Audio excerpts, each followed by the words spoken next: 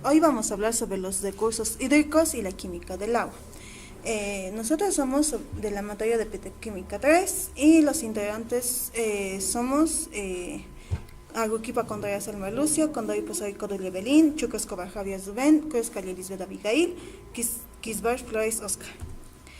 Acá vamos a tener una pequeña introducción sobre lo que son los recursos hídricos y sobre la química del agua. La química del agua es fascinante por lo que es su capacidad de formar enlaces tanto covalentes como iones, en este caso los cuales se convierten en un solvente universal y vital para la vida en la Tierra. En esta situación vamos a explorar cómo los recursos hídricos aprovechan las propiedades únicas del agua para crear soluciones innovadoras en el campo que van desde lo que es la energía hasta el campo de la medicina. Aquí vamos a ver o vamos a explorar lo que son los recursos hídricos.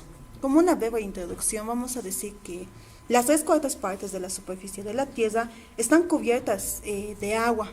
El agua se ha movido en una incesante migración por la faz de la Tierra desde los tiempos más remotos.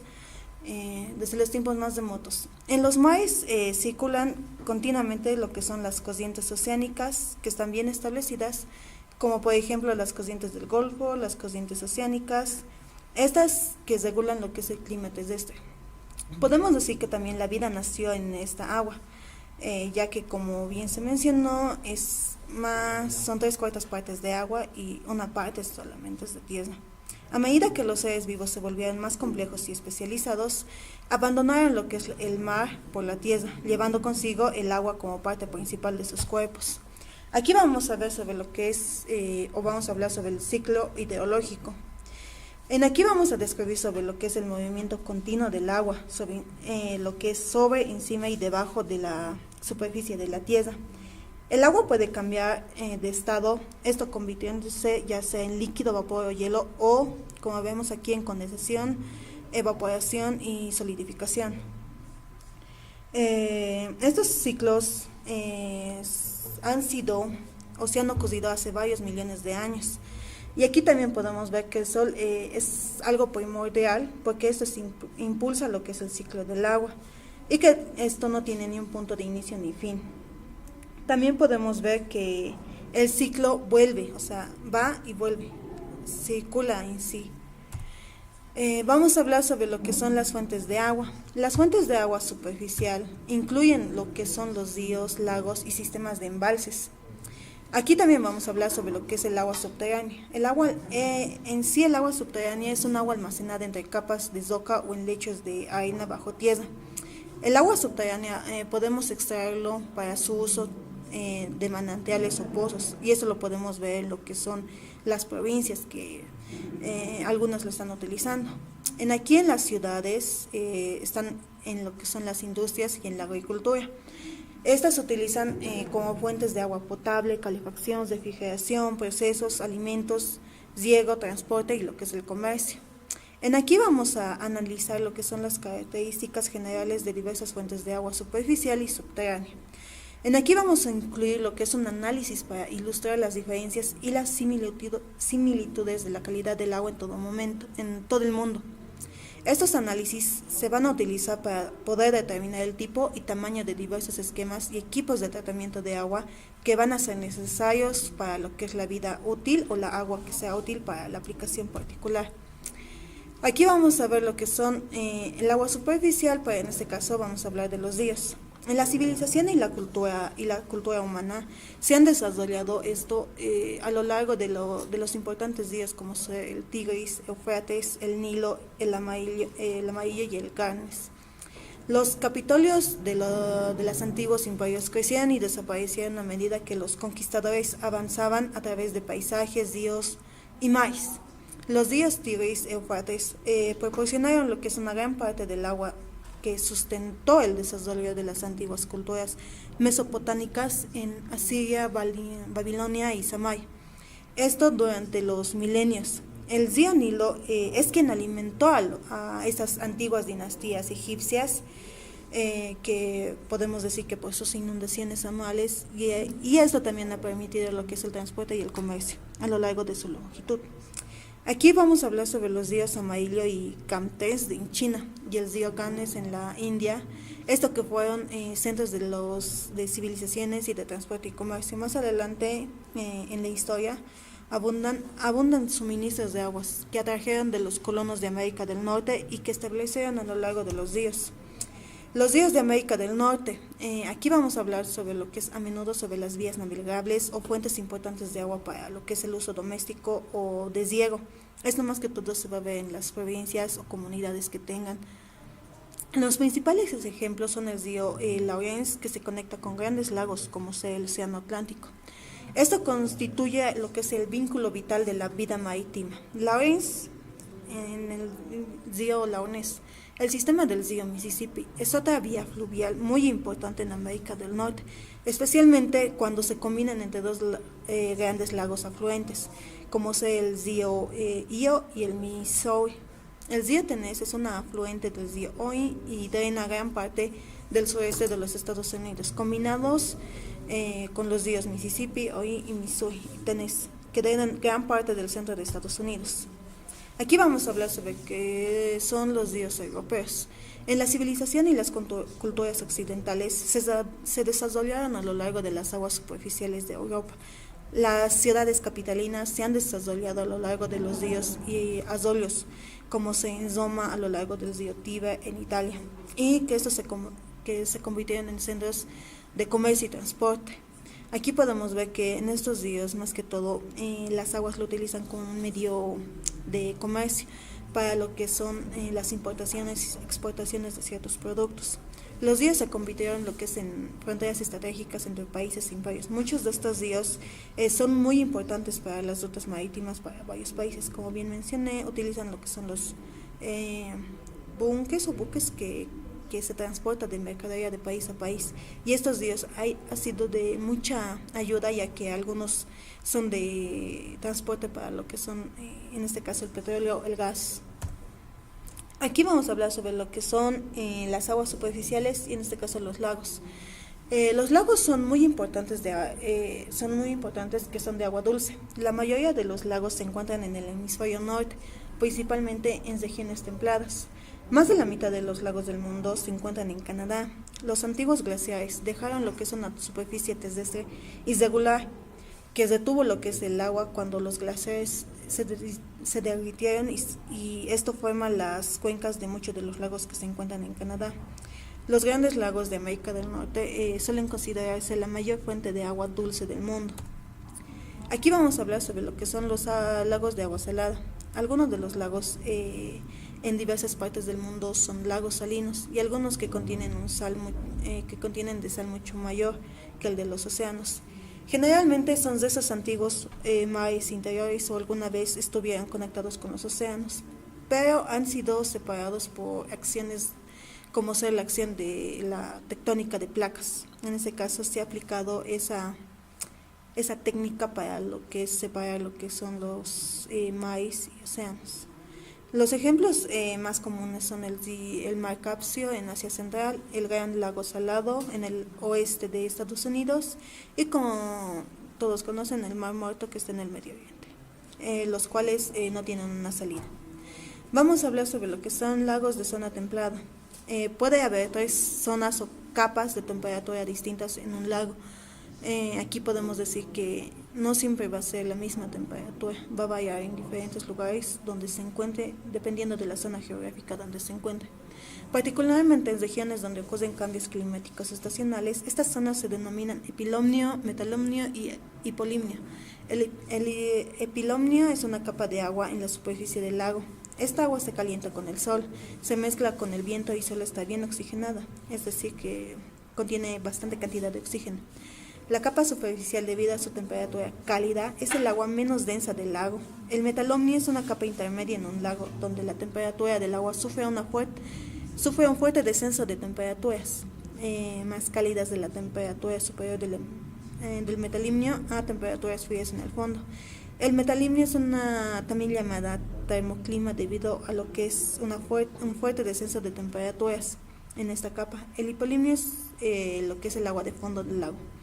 En ahí se denomina, el agua es más densa y fría. Generalmente está a una temperatura de 39,2 grados Fahrenheit o 4 grados centígrados. Vamos a hablar sobre los lagos de la zona tropical. Los lagos tropicales pueden tener una mezcla irregular de agua superficial y lo que es de agua profunda, o pueden estar muy estancadas. Si se produce una mezcla, suele ser esporádica y ocurre en un corto periodo de tiempo. Aquí las condiciones climáticas favorecen la estratificación prolongada de los lagos, tanto en los trópicos como en los subtrópicos. Los lagos subtrópicos pueden tener más oportunidades de poder sufrir un episodio de rotación, porque estas áreas tienen una variación estacional de temperatura, que son ligeramente más mayores que los trópicos. Las temperaturas del aire generalmente altas y la ausencia de fluctuaciones estacionales extremas impiden lo que son los cambios en la temperatura y la densidad del agua en los lagos en la zona tropical. Esto se debe a que los lagos suelen ser cálidos de arriba abajo y una vez se establece la estratificación, la diferencia de densidades que reduce las oportunidades de mezclarse con el agua.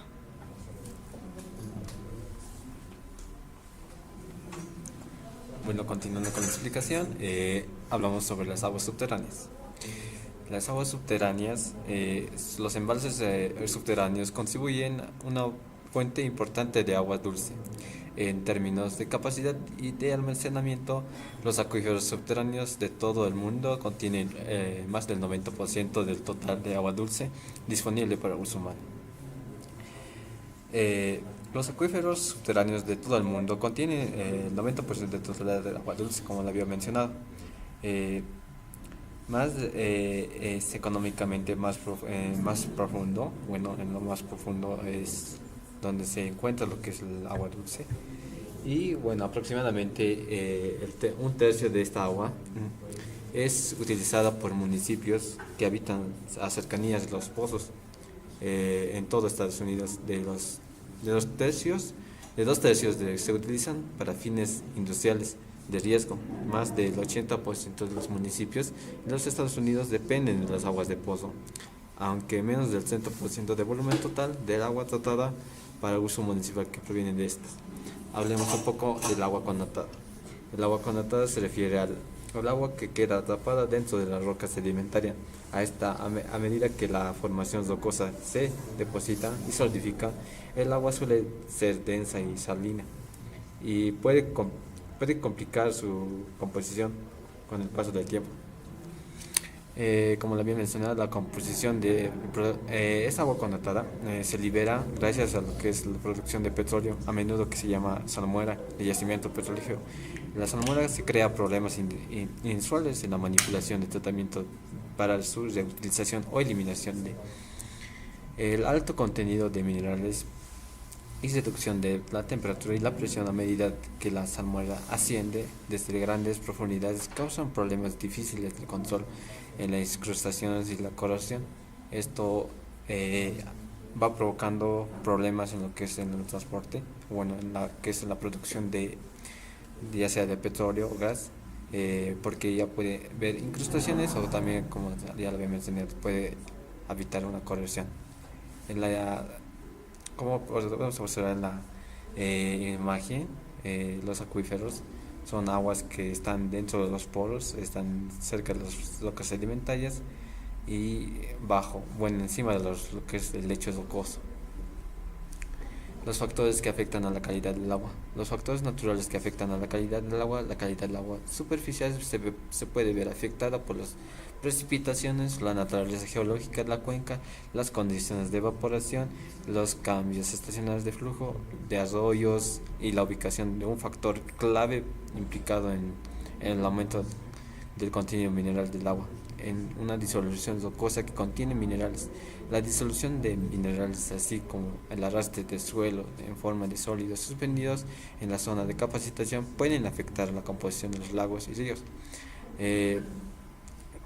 Las condiciones naturales, como lo había mencionado, pueden ser las que son las cuencas.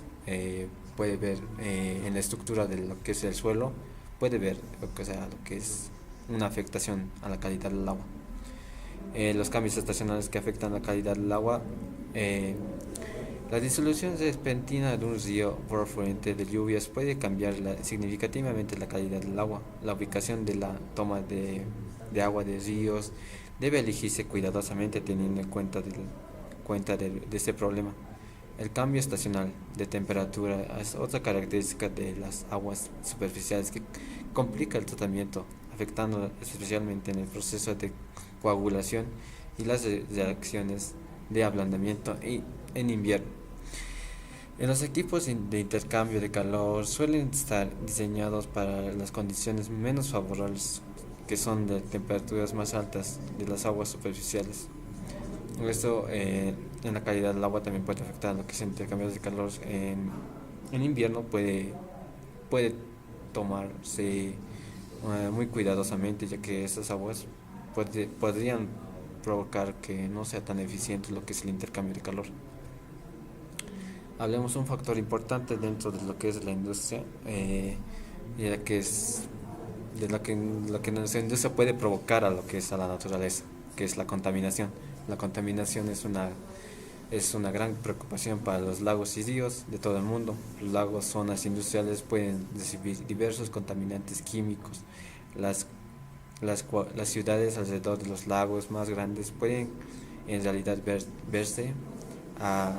verterse aguas residuales sin tratarlos en los lagos. Cuando las lluvias son intensas y los sistemas de tratamiento de los desechos se sobrecargan. Esto nos dice que a medida que las aguas residuales se van sin tratar lo que es a los océanos o ríos, pueden llegar a afectar a lo que es al ecosistema, bueno, a la vida marina, ya sean peces, ríos, peces, focas, ya sean distintos animales acuáticos. Pueden provocar lo que es la muerte de una especie o la extinción de una especie. Eso se debería cuidadosamente, lo que es vertir aguas residuales a los que es aguas, ríos, océanos. El calor agregado de los procesos vegetales agrava el aumento natural de la temperatura del agua en verano, produciendo a veces un efluente lo suficiente cálido como para crear las condiciones insalubres para la vida acuática. Ya les había mencionado que podría afectar a la vida acuática. Cuando los contaminantes son biodegradables, la actividad bacteriana en el agua superficial aumenta con la carga contaminante, tendiendo a reducir el nivel de oxígeno disuelto en la corriente, pero existen factores que lo compensan. Efectos de la lluvia ácida. El agua destilada, que contiene el dióxido de carbono, tiene un pH neutro de 7. El pH menor a 7 son de líquidos, y el pH mayores a 7 son alcalinos, ya que más adelante vamos a explicar lo que es la alcalinidad. El dióxido de carbono tiene un pH neutro de 7, como les he mencionado. Esto se debe a que el dióxido de carbono natural del aire reacciona con el agua para formar un ácido carbónico. Desde la revolución industrial, las emisiones de dióxido de azufre y oxígeno de nitrógeno a la atmósfera han aumentado. Si los lagos y embalses que reciben esta lluvia ya tienen baja alcalinidad natural, el resultado es agua ácida del lago. En general, los lagos y embalses afectados por las lluvias ácidas están contenidos en unas cuencas con lechos de rocas granítica. Estas aguas tienen poca alcalinidad y pueden ser bastante corrosivas incluso sin el aporte adicional de la lluvia ácida. Hablemos sobre los efectos de los lixivianos de los vertederos en la calidad del agua subterránea. La eliminación de residuos tanto domésticos como industriales, como sólidos y líquidos envasados en zonas de vertederos, es una práctica común en los países industrializados, ya sean Estados Unidos, Rusia, China, que tienen grandes industrias. La enormidad de los riesgos que estos han creado para la contaminación de aguas subterráneas puede ser problema ambiental, y muy importante esto. Si el vertedero no se construye adecuadamente, contenedores de envío dañados o parcialmente drenados, los materiales solubles en aguas generalmente son arrastrados al suelo y por las aguas pluviales. Esto puede causar un problema a lo que es las aguas subterráneas.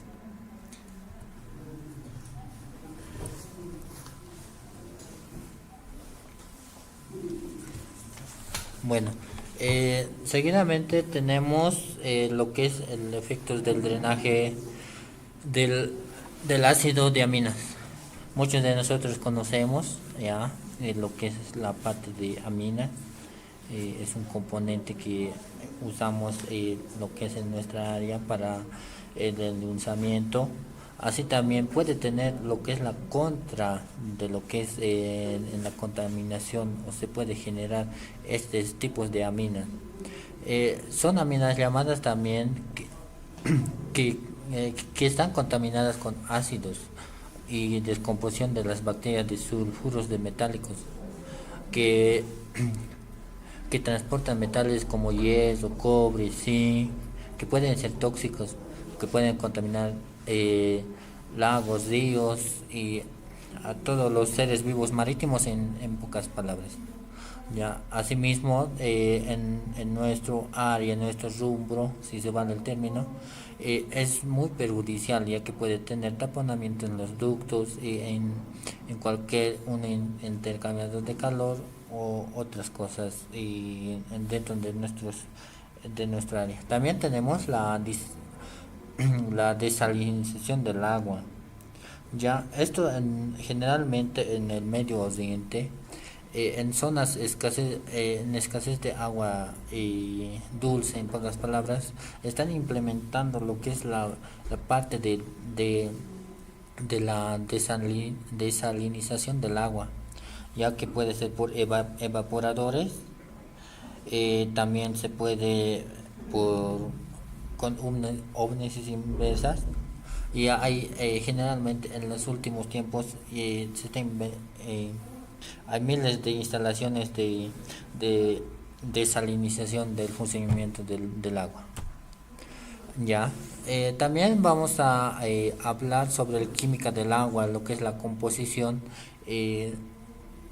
lo que es la composición del agua que contiene y todo eso. Ya, la fuente del agua de las impurezas pueden provocar incrustaciones, como les iba anticipando anteriormente.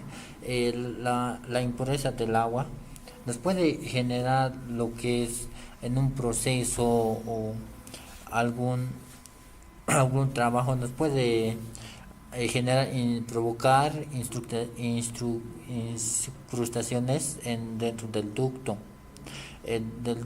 o un intercambiador en un intercambiador de calor. También vamos a mencionar sobre de cómo afecta la química en el agua en la corrosión de los metales en el sistema, o también cómo se puede eliminar fácilmente estas impurezas mediante un intercambio iónico, filtraciones, reacción química, algunos similares así.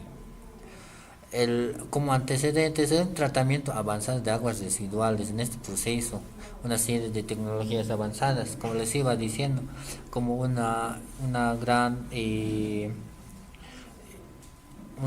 sobre resaltando, se puede decir lo que es la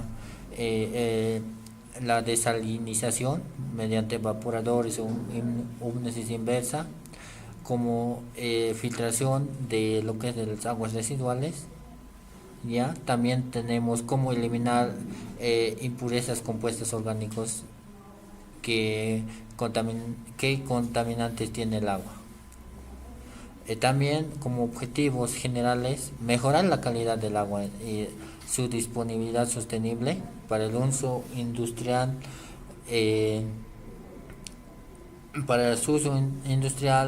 mediante tratamientos avanzados de aguas residuales. También cabe mencionar o se puede decir que también una buena concientización para el cuidado del agua. Como también podemos mencionar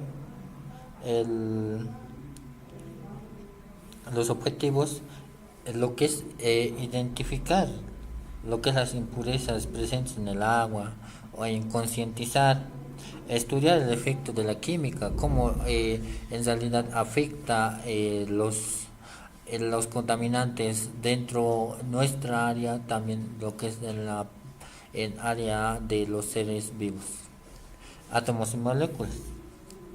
Ya, también se define como una unidad más pequeña de la materia. Ya generalmente nosotros ya conocemos en este caso. Es una molécula, es la unidad más pequeña de la unidad que confiere propiedades de un compuesto. Existen variedad de combinaciones, estados. Por ejemplo, se puede mencionar los átomos que pueden formar iones y combinaciones moléculas, o las moléculas pueden ser tan simples como una asociación de hidrógeno, y estos pueden formar lo que es el ácido desoxirribonucleico, como es el ADN. Los iones pueden ser átomos o moléculas que han perdido o han ganado un electrón. Lo que es positivamente o negativamente. Una anión cargada positivamente tiene al menos electrones y protones, que se llama un catión. También los compuestos, tenemos un enlace de compuestos, lo que tenemos tres: los enlaces iónicos, enlaces covalentes y los enlaces covalentes coordinados. Ustedes se preguntarán, ¿qué tenemos en el enlace iónico? En un enlace iónico se puede decir, se forma de dos iones con dos cargas opuestas. Normalmente se forma entre iones metálicos y no metálicos. Esto pasa a través de un proceso, o aún a través de una reacción electroestática. Y lo que es también de la misma manera en un enlace covalente es una reacción de un ion, y en el cloruro de sodio, que se crea cuando un átomo de sodio transfiere un electrón a un átomo de cloro, creando positivamente o negativamente. Esto, de igual manera como el enlace iónico, tiene una reacción o una de la atracción electroestática. Formando también, seguidamente tenemos el enlace covalente. Es un anión cargado negativamente. Tanto un cation como el anión tienen configuraciones electrónicas estables. La atracción de los iones opuestas que hacen que formen otro enlace. Las moléculas del agua. Ya es un estudio adecuado se basa en una molécula del agua que se forma mediante una reacción entre moléculas entre hidrógeno y oxígeno, lo que generalmente conocemos el H2O. También se puede formar en los sólidos una atmósfera en forma de vapor. También lo que es la parte de la solubilidad del agua. Las moléculas del agua rodean las partículas cargadas y las disuelven usando un cloruro de sodio, como la sal, ¿no? Lo que generalmente conocemos. Ya las moléculas del agua abren un camino hacia una red cristalina entre iones individuales que rodean, alternado al sodio y cloruro, y se disuelven lentamente la sal. Ya en este caso es como en una solución de entre un agua salada en sí. Ya enlaces de hidrógeno. El vapor tenemos en un enlace de hidrógeno de la naturaleza es dipolar de la molécula. El agua provoca por la agregación de las moléculas del agua. Es decir, el vapor es mayor que otros componentes químicos similares a esto, que conducen tres propiedades importantes. ¿Ya? El contenido energético del vapor del agua es más alto, y en los que convierte en una excelente fuente de calor. En este caso, el hidrógeno genera más calor. También se puede, es una de la segunda, ya el agua absorbe y libera más calor, como les iba diciendo anticipadamente o anteriormente. El agua libera más calor al congelarse con otros componentes. También tenemos otras propiedades del agua, lo que son inusuales las propiedades térmicas del agua, que tiene propiedades físicas bastante diferentes a otros líquidos. Su alta tensión superficial, ya, demuestra fácilmente mediante un experimento. Como podemos ver, otras propiedades del agua, como el agua, el hidrógeno, el metanol, etanol y el benceno. Los conceptos básicos del agua del químico. El agua que tiene propiedades iónicas idealmente de uso industrial, especialmente entre las aplicaciones de calor, transferencia de calor, como un intercambiador de calor, o se puede usar lo que es en la parte de en un aeroenfriador, ya, o también en una termoeléctrica o en una planta nuclear, lo que es parte de enfriadores. También se puede usar en la parte de los automotores, lo que es enfriado por radiador. Y las composiciones esencial para combatir estos problemas siempre es el cuidado del agua. También tenemos lo que es las impurezas del agua y los electrolitos. Va a continuar mi compañera.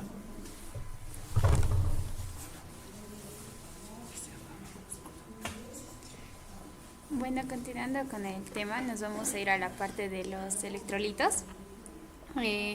Los electrolitos en el agua pura no es conductora, pero la adición de una sal ionizante permite que el paso de la corriente no pase nada. La importancia más que todo de los electrolitos es equilibrar la cantidad de agua que digamos puede existir en el cuerpo o equilibrar el nivel de ácido base que vendría a ser el pH que se puede encontrar en el cuerpo. Ahí tenemos un par de ejemplos que se pueden observar. Por ejemplo, tenemos un mol de litro de un no electrolito como el azúcar o alcohol disuelto en agua conduce al punto de congelación en 3,35 grados Fahrenheit o vendría a ser 1,86 grados centígrados.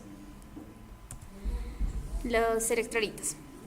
¿Qué son los electrolitos? Los electrolitos son minerales presentes en la sangre y en los otros líquidos corporales, como bien se dijo, que llevan una carga eléctrica.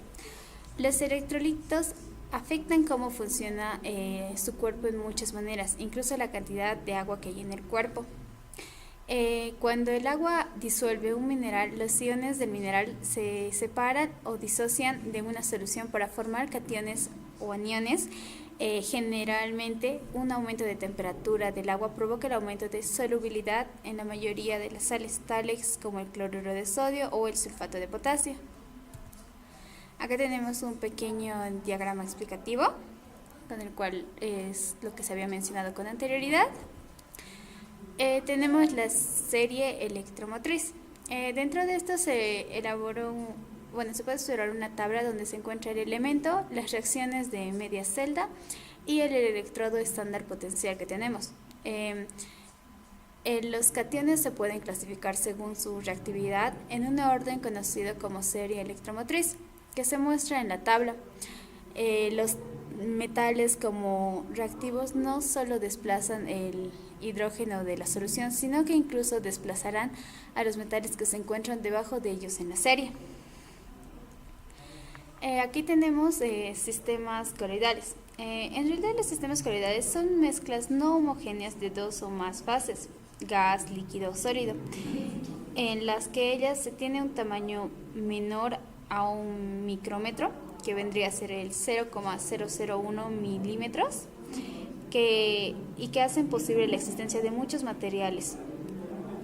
Algunos tipos de materia pueden dispersarse en agua, aunque no sean realmente solubles. La dispersión se logra descomponiendo el material en partículas extremadamente pequeñas, como bien se dijo, ligeramente más grandes que los iones y las moléculas.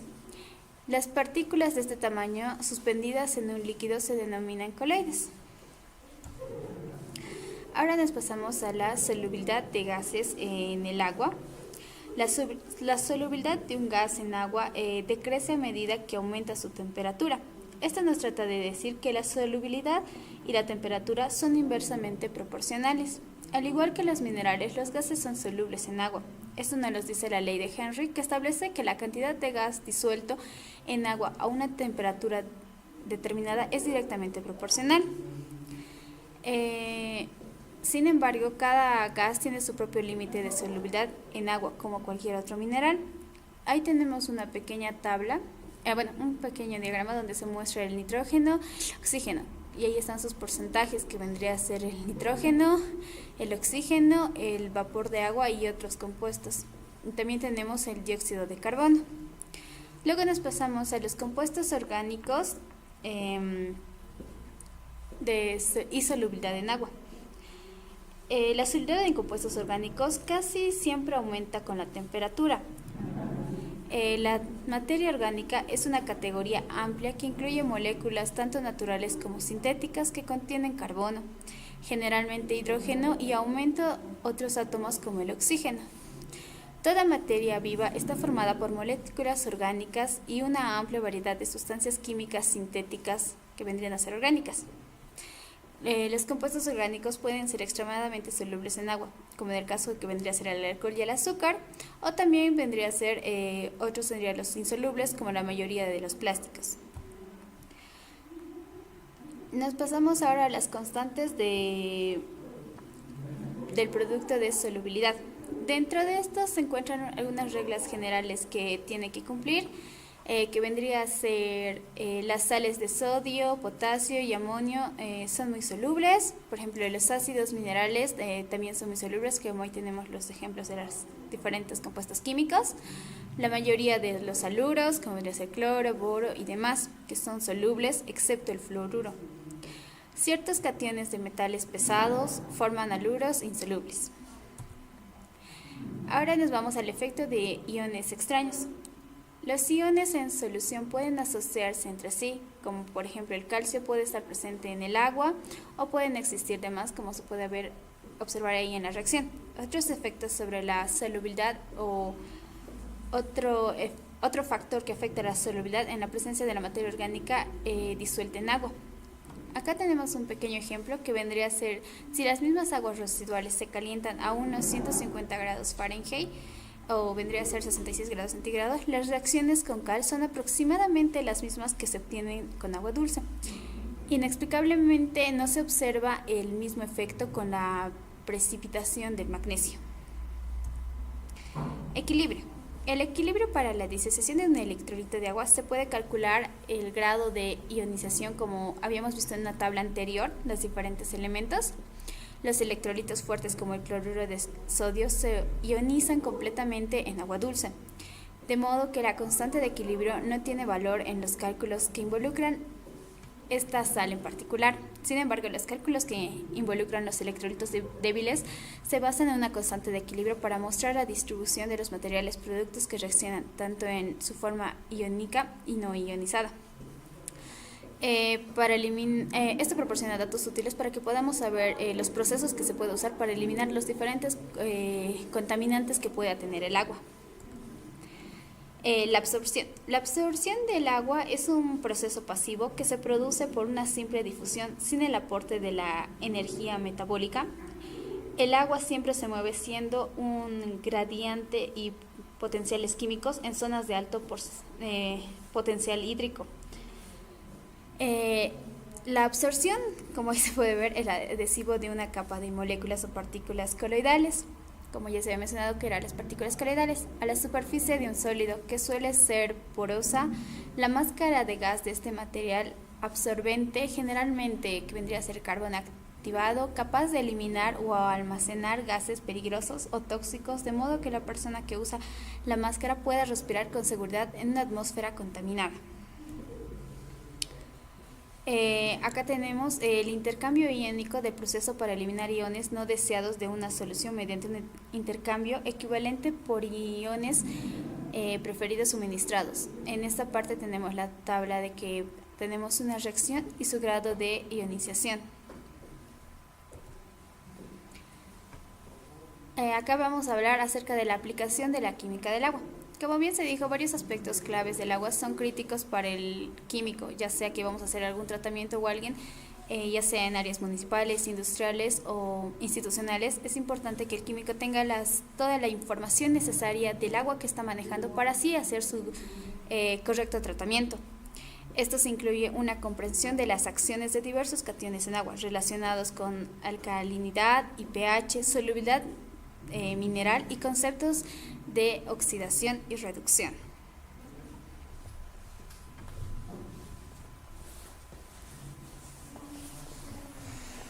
Continuando, vamos a tener énfasis en lo que es la dureza y análisis del agua. Como definición y origen del término, a la dureza del agua, bueno, nos da referencia que es una alta concentración de minerales disueltos, principalmente por calcio y magnesio. Este término se ha originado en el contexto del uso doméstico, donde el agua dura dificultaba el lavado de ropa.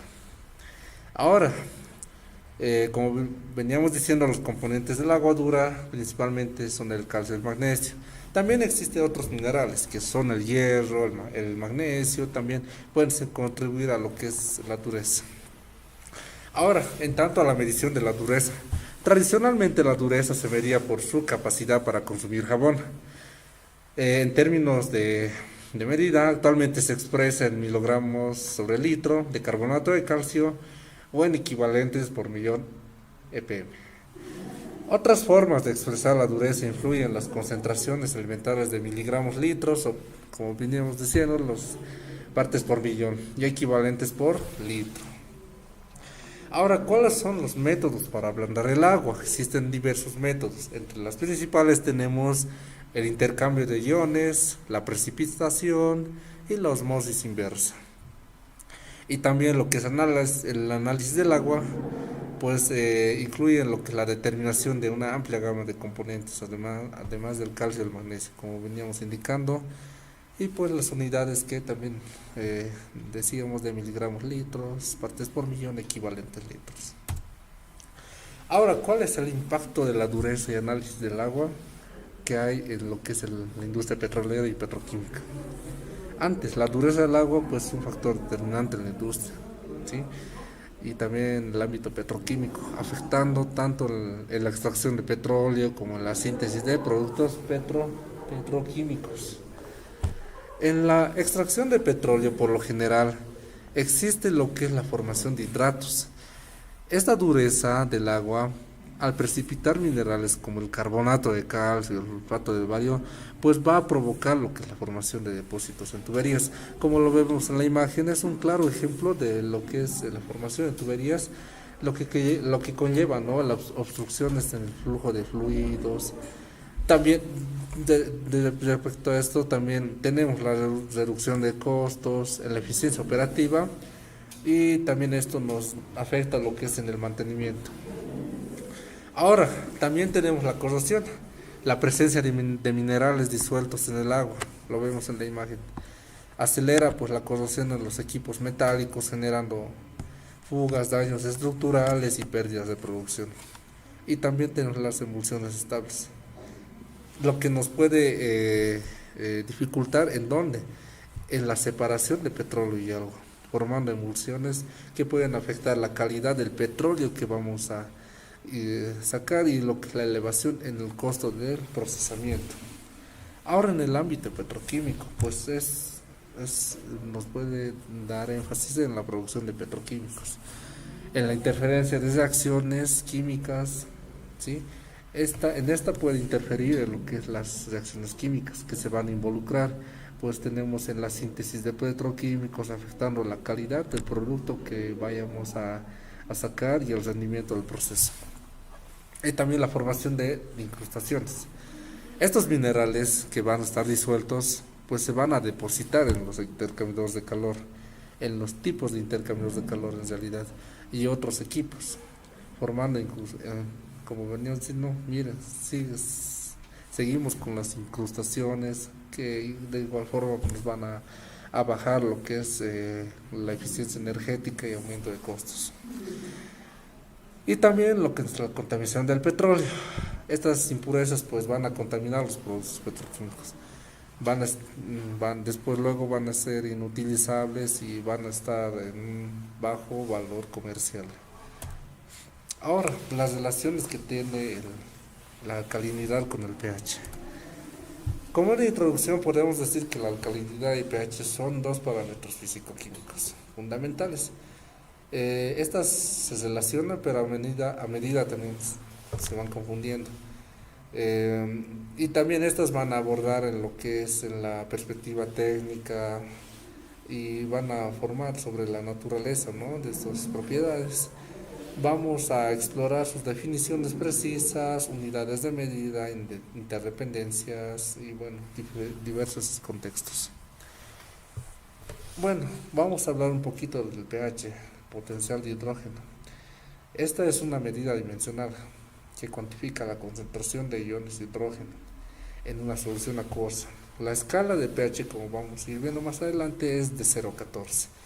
Ahora, ¿cuál es la relación? De 0 a 6, pues nos va a indicar lo que es la solución ácida. Aquí el predominio va a ser el hidrógeno. En tanto al 7 va a representar la neutralidad. En este caso ya va a haber la igualdad de H ion del hidrógeno e iones de hidróxido, el oxidrilo, como mejor se conoce. Y de 8 a 14 pues va a señalar una solución alcalina. Aquí el predominio ya va a ser los iones de hidróxido. Pues la alcalinidad por su parte nos va a permitir la medida de la capacidad del agua. ¿Para qué? Para neutralizar ácidos. En unidades, ya lo veníamos diciendo, miligramos por litro de carbonato de calcio o en equivalentes por millón. Ahora, el pH y la alcalinidad pues están relacionados. Claro, lo dijimos al principio. Estas reflejan la capacidad del agua para resistir cambios en el pH, actuando como un buffer natural. Estas están presentes en aguas alcalinas, en aguas ácidas, tratamiento de aguas, incluso en la industria, ¿no? En la industria por lo general pues está en procesos industriales como la generación de vapor o la refrigeración de alcalinidad del agua. Estas también van a tener lo que es la formación de incrustaciones, la corrosión y la eficiencia energética. Ahora otro factor muy importante es el impacto del CO2 o dióxido de carbono, como lo conocen algunos, en el agua. Y como una definición tal vez, un dióxido de carbono es un gas de efecto invernadero, ¿sí?, fundamental en la atmósfera terrestre. Esta pues va a ejercer una influencia significativa sobre los recursos hídricos del planeta. Va a impactar tanto en los ecosistemas acuáticos como en la calidad del agua. Bueno, en tanto también vamos a tener los efectos adversos del cambio climático y la mitigación. Ahora, la acidificación oceánica. Pues esto es una amenaza a los ecosistemas marinos. La absorción de CO2 por los océanos, bueno, también es conocido como el secuestro de carbono, conduce lo que es la acidificación oceánica, donde va a provocar una disminución gradual del pH del agua de mar. Este fenómeno pues tiene graves consecuencias para los organismos marinos. ¿Cuáles son esas consecuencias? Pues son la disminución de la calcificación, lo tienen en pantalla, alteraciones fisiológicas, desestabilización de cadenas alimentarias. Ahora, los impactos en sistemas de agua dulce, la reducción del oxígeno disuelto, proliferación de algas, afectación a la reproducción de peces. En conclusión, el dióxido de carbono disuelto en el agua representa un desafío significativo para las industrias, afectando sus operaciones, la calidad de sus productos y el medio ambiente. La implementación de estrategias de mitigación como el pretratamiento de agua, el monitoreo del pH y la adopción de tecnologías de bajo consumo de CO2 son esenciales para minimizar estos impactos y garantizar una operación sostenible y responsable. Esto más que todo es una conclusión y a la vez puede ser una reflexión, ¿no? Capacidad del buffer. Esta capacidad, también llamada, o en otro término, la capacidad tampón, es una capacidad de una solución para resistir cambios en su pH cuando se agregan pequeñas cantidades de ácido o base, ¿sí? Entonces, hay una ecuación para esta, justamente la de Henderson-Hasselbalch, lo tiene en pantalla la fórmula, donde el pH es la acidez o alcalinidad, el pK es la constante de disociación, así también la concentración molar de la base conjugada, también como el ácido débil. Esto en aplicaciones específicas lo tenemos en sistemas de enfriamiento, procesos de tratamiento de gas, preparación de catalizadores. ¿Y cuál es la importancia que tiene? También en el control de la corrosión, optimización de procesos y también la protección de lo que es importante, el medio ambiente. La solubilidad en reacciones de ablandamiento, pues este es un efecto ya empírico de la temperatura, donde debe ser causado por otros factores como la velocidad de reacción, lo que aproximadamente se duplica por cada aumento de temperatura de 18 grados Fahrenheit en términos de centígrados a 10, la naturaleza del precipitado y tener materiales orgánicos a mayor temperatura. Aquí también podemos decir que la materia orgánica afecta el ablandamiento con cal fría de las aguas residuales municipales, donde el carbonato de calcio residual puede invariablemente mayor que cuando se utiliza el mismo proceso en el tratamiento de agua dulce, ¿sí? En tanto los índices de estabilidad del monóxido de calcio, los primeros métodos para predecir la tendencia a la formación de incrustaciones del agua van desde simples índices de saturación. También podemos recalcar que el LSI fue el primer cálculo de índice que se utilizó ampliamente en las décadas del 1920, donde se basa que el pH de saturación, el agua determinará si se satura con carbonato de calcio. Pero aquí se ignoró la solubilidad en otras especies, además del monóxido. No se calcularon los efectos de los complejos solubles. También se examinó un conjunto limitado de condiciones y también se hicieron suposiciones simplificadas sobre los equilibrios de carbonatos. Ahora, las condiciones oxidantes o reductoras. El cloro, el bromo y el ozono son conocidos en la química del agua como biocidas oxidantes. Estas se aplican en agua municipal o a las aguas residuales tratadas para matar justamente esos organismos patógenos. Vamos a controlar las bacterias y algas que va a formar el limo en sistemas de enfriamiento, clarificadores y suavizantes. Para esto se utiliza un potencial redox que mide utilizando un instrumento de pH. ¿Con qué? Con electrodos especiales. Ahora, ¿cómo identificar una condición reductora? Puede haber un sulfuro presente, el color del azul del metileno desaparece. Una prueba de oxígeno es negativa, la prueba de presencia de agentes reductores es positiva. Y aquí ya en la tablita vemos la lista de oxidantes disponibles, sus poderes oxidantes. Ahí vemos a los elementos, podemos recalcar el hipoclorito y el bromo, y también están presentes otros compuestos.